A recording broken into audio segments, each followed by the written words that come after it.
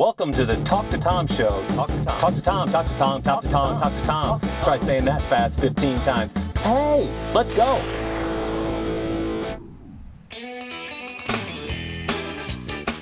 Hey, Doc, what can you tell me about shin splints? Okay, Doc, I got a hot topic for you today. I want to hear about shin splints. I hear walkers can get them, and I hear runners can get them. A lot of times you and I talk about things that happen to the athlete, but now we can talk about walkers because we got people doing 20-mile walks, 60-mile walks for 3 days.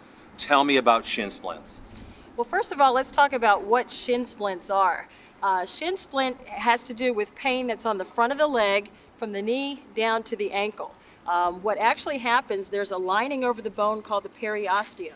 That periosteum actually starts to tear away from the bone. You get little tiny microfractures, and that's what causes the pain. It's not an actual fracture of the bone, but the lining pulling away from the bone. It causes inflammation along the front of the shin and severe pain.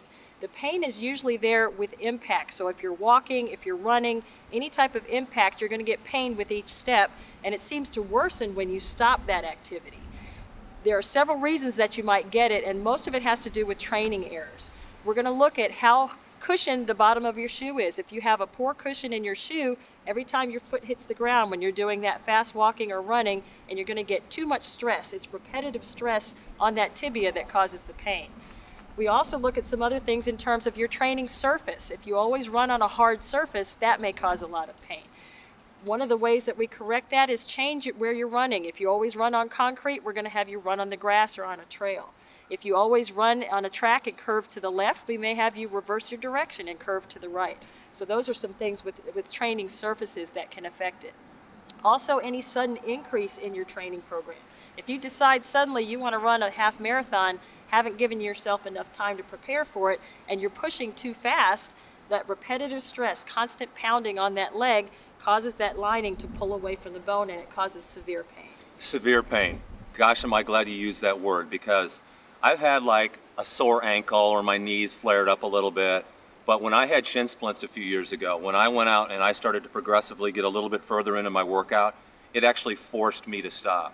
Why does it hurt so bad? That lining is literally starting to pull away from bone, and it causes excruciating pain at times. You may walk with a limp or may have difficulty putting pressure at all. Usually slow walking, the pain dissipates, but with any forced impact, it's definitely going to become more severe. And that's why it's important to see a doctor if this pain doesn't go away, because one of the things it can be confused with is a stress fracture. That's an actual crack in the bone that is a much more ominous problem. So what do? We come see you. Does icing help it? Do we have to take X amount of weeks off? There are a number of things that I'm going to do when I see you in the office. First, we have to confirm that that's the diagnosis. And once I'm convinced that it is, we're going to look at your shoes. We're going to look at your training schedule, the running surface that you're on. Anti-inflammatories can help. Icing can help. Taping can help. Stretching can help. These are all physical things that we can do to help alleviate the pain. Thanks, Doc. Next time we're going to talk about stress fractures. We'll see you next time. For more information, call 214-496-9700 or go to www.eliteortholascalinas.com.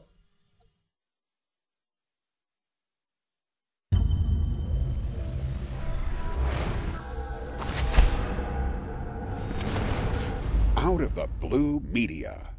Creativity, personal attention, never stop.